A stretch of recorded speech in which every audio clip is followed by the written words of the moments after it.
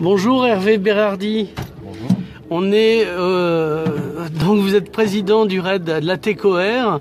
Alors la TECOR, c'était un monsieur qui a donné le nom d'une marque d'avion qui était créée à Toulouse et ça a donné les fameux courriers postaux.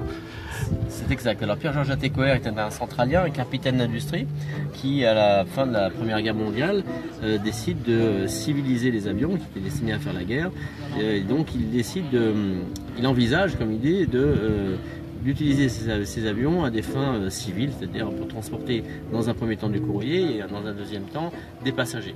Donc c'est ce qu'il va faire donc à Toulouse, à Montaudran, dès 1918, et il ouvrira la première ligne aérienne entre Toulouse et Barcelone de 1918. On fêtera donc le centenaire l'année prochaine. Donc Barcelone, dans une ville dont on parle beaucoup, mais pour d'autres raisons, puisqu'aujourd'hui c'est le jour du référendum.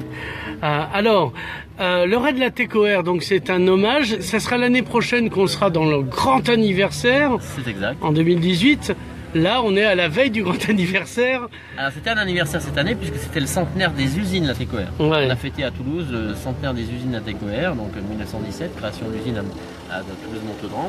2018, c'est le centenaire de ligne Toulouse-Barcelone, et bien sûr les avions sont passés, enfin l'avion est passé vertical Perpignan à l'époque, donc il n'y a pas les capacités pour passer les Pyrénées. Et donc on va fêter ça le 21 septembre 2018 à Perpignan.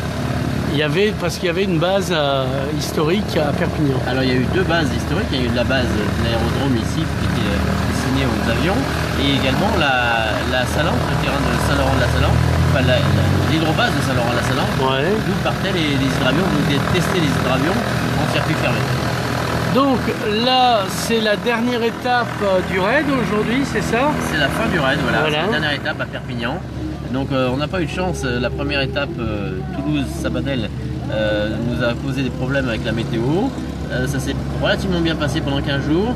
Et la dernière étape, eh bien, l'étape Castellón-Perpignan, eh bien, on est à nouveau embêté par la météo. Un petit peu de rentrée maritime à l'avant du front qui devrait passer dans la journée ou demain.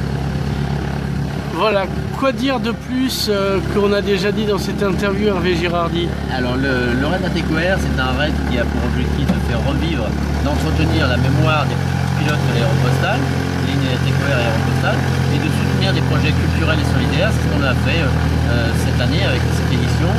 On a soutenu des écoles au Sénégal, au Maroc, et les équipages ont également réalisé des baptêmes de l'air pour les enfants. Environ une centaine de gamins ont pu profiter des baptêmes de l'air. Est-ce qu'il y a un site? Bien sûr, www.raid-du6latecor.org. Hervé Girardi, merci. Merci.